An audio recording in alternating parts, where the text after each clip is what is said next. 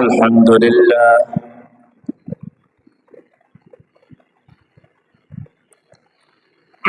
الحمد لله نحمده ونستعينه ونستغفره ونؤمن به ونتوكل عليه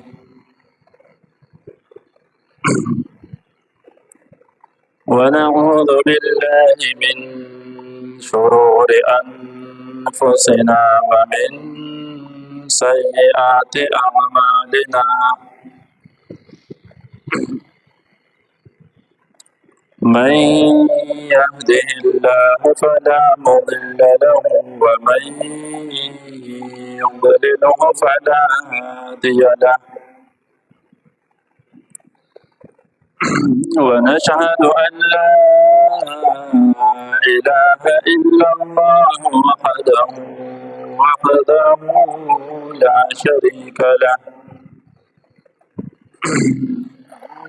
شريك له ولا نذير له ولا وزير له ولا مثال له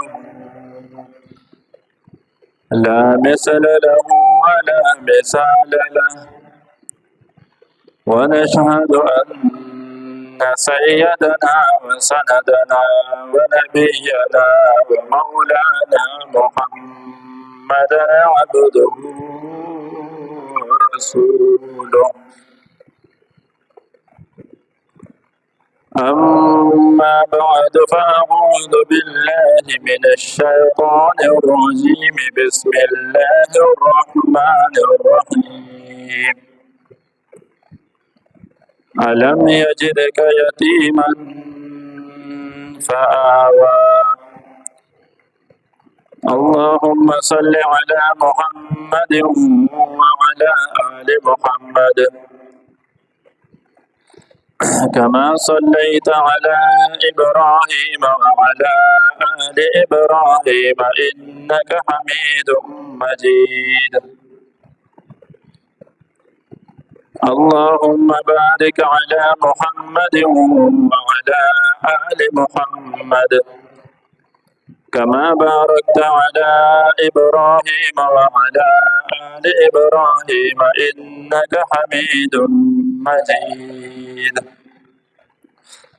يا رب صل وسلم دائما أبدا على حبيبك خير الخلق كلهم هو الحبيب الذي ترجى شفاعته لكل هول من الأهوال مقتحم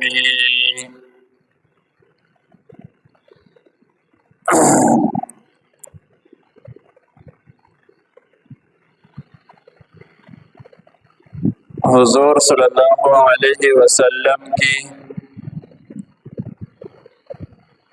سیرت پر گفتگو ہو رہی تھی۔ مہینہ تو اگرچہ وہ تبدیل ہو چکا ہے، ربیع الثانی شروع ہو چکا ہے،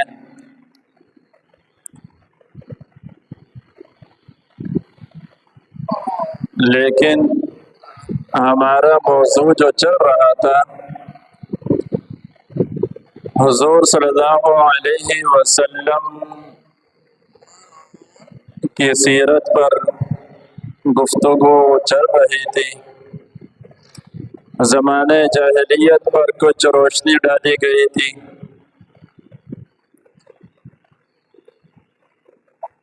پھر جب آپ صلی اللہ علیہ وسلم اپنی ماں کے پیٹ میں تھے، اس کے کچھ واقعات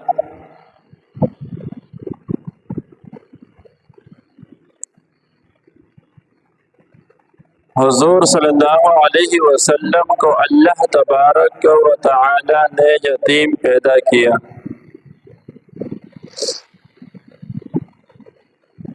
اچھا، یہ سیرت شروع کرنے کا مقصد کیا تھا؟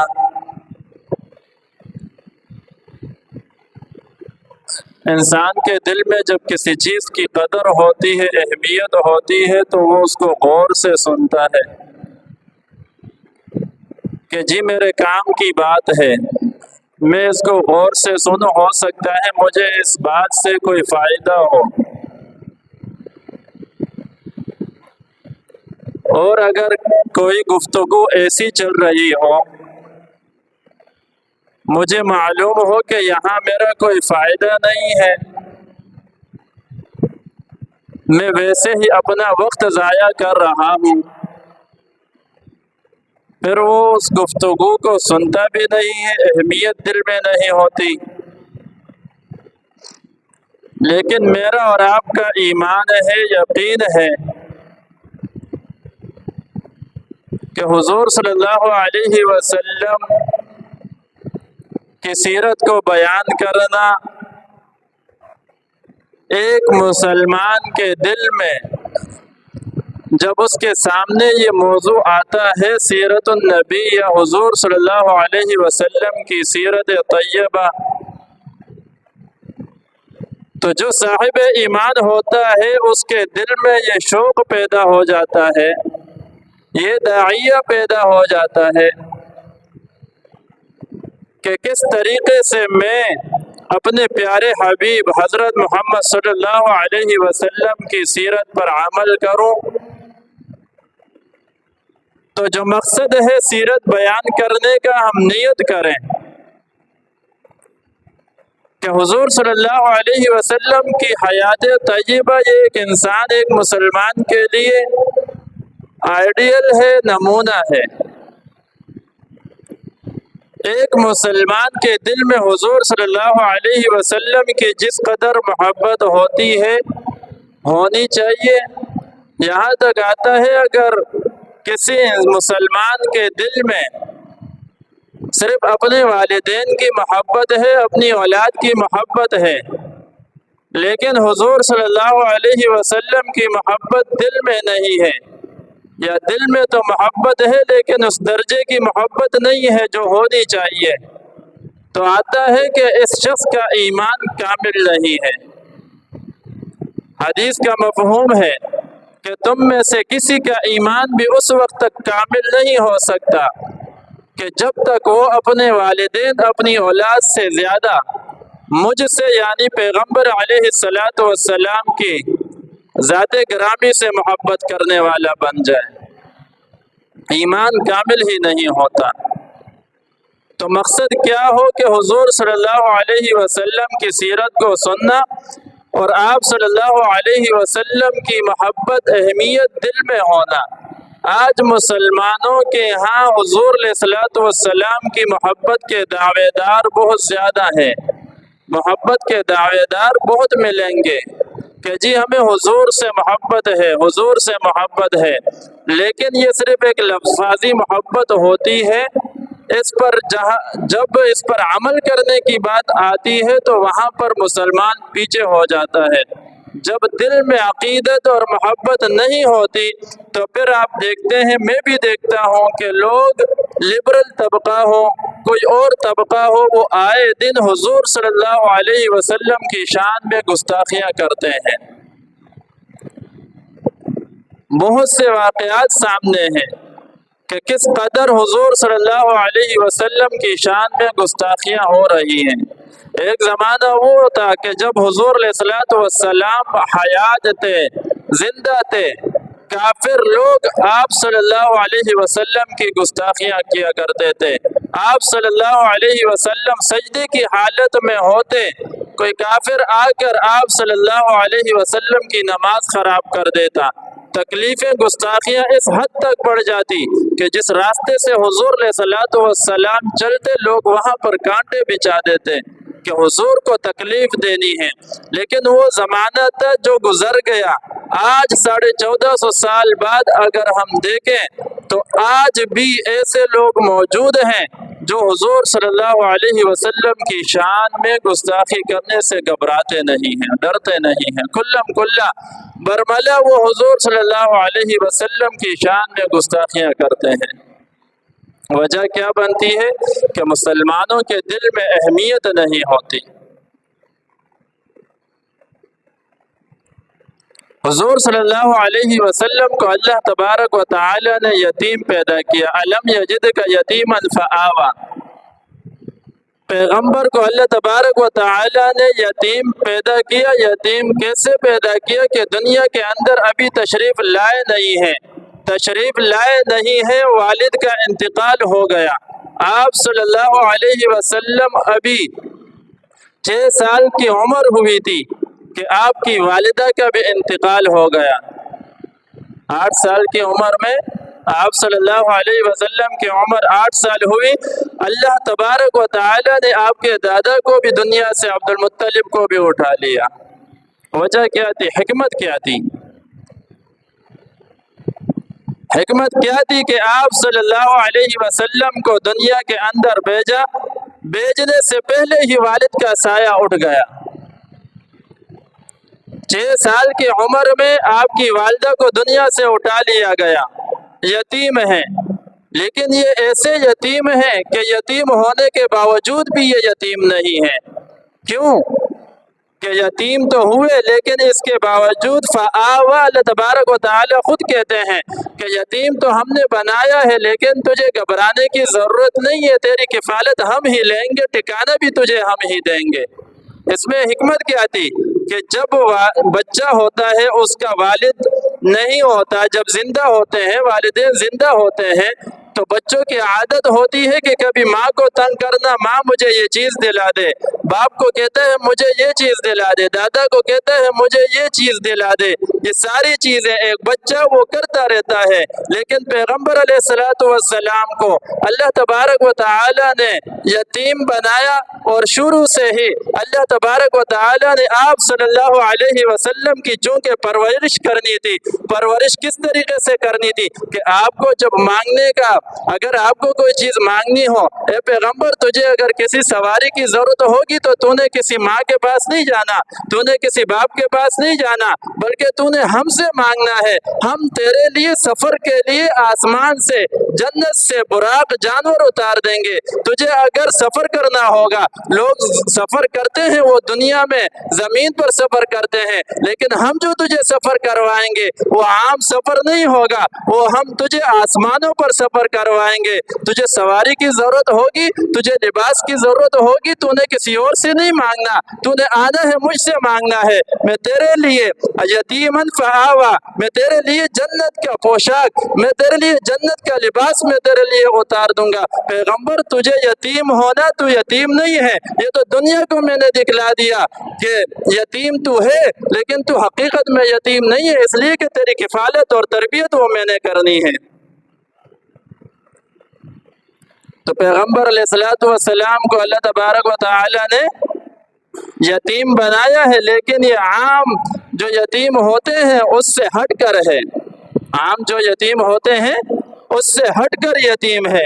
آپ صلی اللہ علیہ وسلم دنیا کے اندر تشریف لائے، آپ صلی اللہ علیہ وسلم کا اگر بچپن دیکھنا ہو، یہ عجیب ایک باپ ہوتا ہے اگر کوئی باروب شخصیت ہو، باروب والد ہو، روبدار ہو، غصے کا تیز ہو، بڑا بیٹا ہو، اس کو جرت نہیں ہوتی کہ میں اپنے والد کے سامنے کچھ بات کر سکوں، اس کے سامنے آنے سے وہ ڈرتا ہے کہ کہیں مجھ سے کوئی ایسی غلطی نہ ہو جائے جس کی وجہ سے میرا والد غصے میں آ جائے۔ اور پھر عبد المطلب جو آپ صلی اللہ علیہ وسلم کے دادا تھے، فرماتے ہیں کہ یہ جو میرا پوتا ہے محمد، یہ جو میرا پوتا ہے، جب یہ میرے پاس آتا ہے تو عجیب کیفیت ہوتی ہے، چونکہ عبد المطلب وہ تو سردار تھے، یہ حج کے جو انتظامات تھے، قافلوں کے جو انتظامات تھے، یہ عبد المطلب کے ذمہ تھے کہ وہ ذمہ داریاں سنبھالتے تھے۔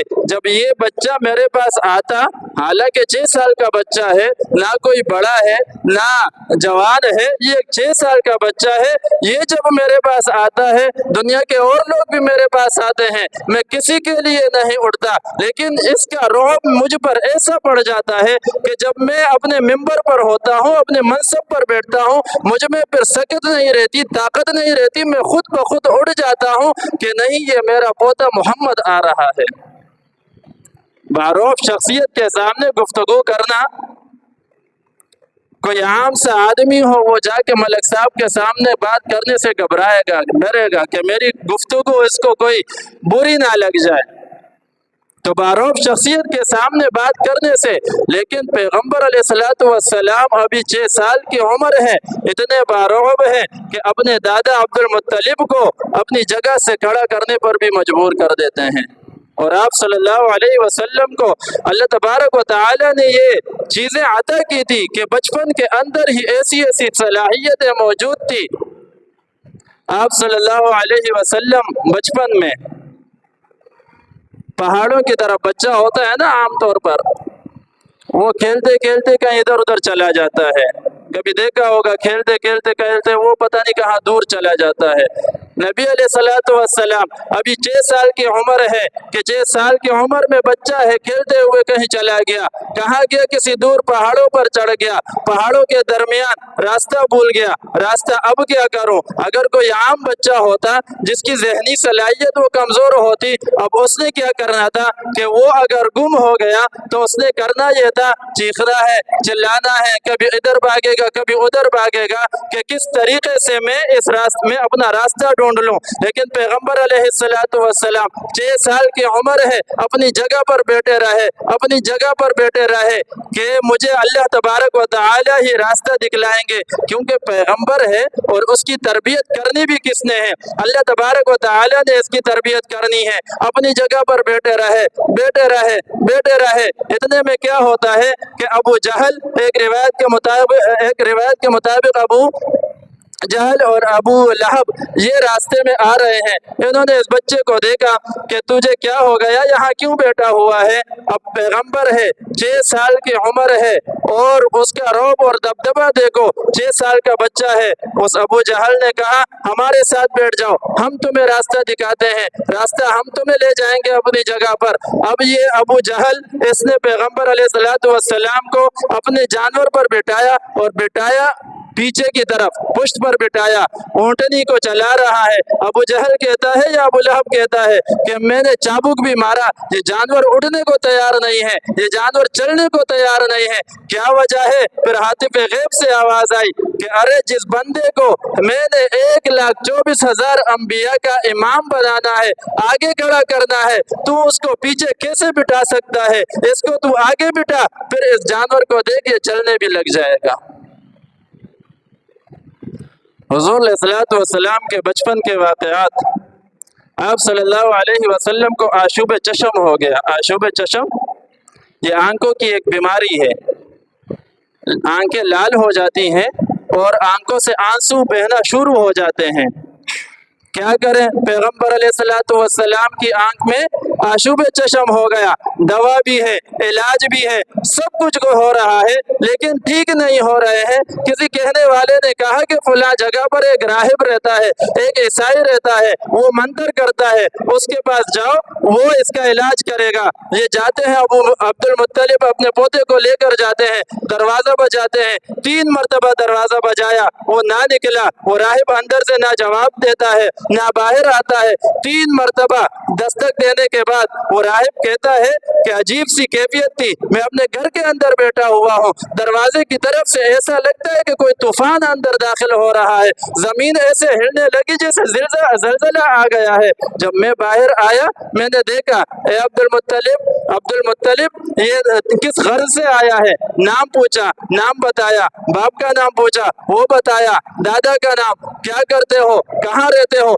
सारे सवाल जवाब करने के बाद बताया कि पूछा कि किस मकसद के लिए आए हो। कहा ये मेरा बेटा है, ये मेरा। अब्दुल मुत्तलिब क्या कह रहे हैं कि ये मेरा बेटा है, और राहिब कहता है कि नहीं नहीं, गलत बयानी कर रहे हो, ये तेरा बेटा नहीं हो सकता। हमें जो निशानियां मिली हैं, हमें जो अलामात मिली हैं कि तेरे खानदान में एक बच्चा आएगा और वो नबूवत का ऐलान करेगा, मुझे सच सच बता दे ये बच्चा कौन है। कहा कि नहीं ये मेरा बेटा है। इसरार करने के बाद उसने बताया कि हाँ वाकई में ये बच्चा मेरा पोता है। क्यों, किस वजह से आए हो, किस गर्ज से आए हो। फरमाने लगे कि इसकी आंख में ये बीमारी है, इसकी आंख में क्या है, बीमारी है, और मैंने सुना है कि आप इसका इलाज करते हो। तो वो राहिब कहता है कि ए अब्दुल मुत्तलिब, تو دنیا کے کسی بھی کونے میں چلا جا، اس بچے کی آنکھ کی جو بیماری ہے اس کا علاج تجھے پوری دنیا میں نہیں ملے گا۔ اور راہب کیا کہتا ہے کہ پوری دنیا میں تجھے اس کا کیا نہیں ملے گا؟ علاج نہیں ملے گا۔ تو عبد المطلب بڑے پریشان ہوئے، کہا کیا کروں؟ پریشان ہو، کہا کہ اس کا علاج اللہ تبارک و تعالی نے خود اس کے منہ مبارک کے اندر رکھا ہوا ہے۔ اب تم نے کیا کرنا ہے؟ تم نے جانا ہے اور یہ جو لعاب مبارک ہے، 6 سال کا بچہ ہے، آنکھ میں درد ہے، تکلیف ہو رہی ہے، یہ جو آنکھ کے اندر یہ جو منہ مبارک کے اندر جو لعاب ہے، تم نے کرنا یہ ہے کہ یہ صرف آنکھوں پر لگانا ہے، اس کو شفا مل جائے گی۔ پھر دنیا نے بھی دیکھا کہ یہی وہ لعاب مبارک تھا جو صدیق اکبر کی ایڑی پر لگا، وہ بھی شفا پا گئی۔ جو حضرت علی رضی اللہ تعالیٰ عنہ کی آنکھ میں وہ لعاب مبارک رکھا گیا، وہ بھی شفا یاب ہو گئی۔ اور پھر دنیا نے یہ بھی دیکھا کہ 3 بندوں کے کانے کے اندر جب وہ لعاب مبارک ڈالا گیا تو 300 کو وہ کافی ہو گیا۔ تو علاج کہاں رکھا تھا پیغمبر علیہ الصلوۃ والسلام کے لیے؟ آنکھ کے اندر، لعاب مبارک کے اندر اس آنکھ کا علاج چھپا ہوا ہے۔ یہ پیغمبر علیہ الصلوۃ والسلام کا ایک بچپن ہے، بچپن بھی 6 سال کا بچہ ہے، باپ کا سایہ بھی چلا گیا۔